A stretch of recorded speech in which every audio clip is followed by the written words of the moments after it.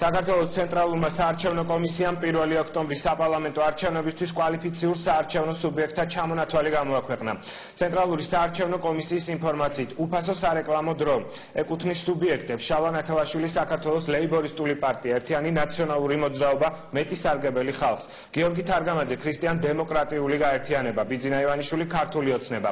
CESCO-ს მიერ გამოქვეყნებულ სიას საქართველოს კომუნიკაციების ეროვნული კომისია გამოეხმაურა. კომისია სამაუწყებლო კომპანიებს მოუწოდებს ზემოთ აღნიშნული ინფორმაცია გაითვალისწინონ და უფასო პოლიტიკური რეკლამა საკუთარ ეთერში მხოლოდ იმ კვალიფიციური საარჩევნო სუბიექტებისთვის გამოყონ, რომლებიც საქართველოს საარჩევნო კომისიამ გამოაქვეყნა. ასევე გასათვალისწინებელია, რომ საარჩევნო პროცესში უფასო პოლიტიკური რეკლამის განთავსებისათვის საერთო დროის ანგარიშება უნდა იხელმძღვანელოს კომისიის 2012 წლის 15 აგვისტოს მეცხრე დადგენილებით. საარჩევნო პროცესში მედის მონაწილეობისა და მისი გამოყენების წესი განმარტავენ კომუნიკაციების ეროვნულ კომისიაში.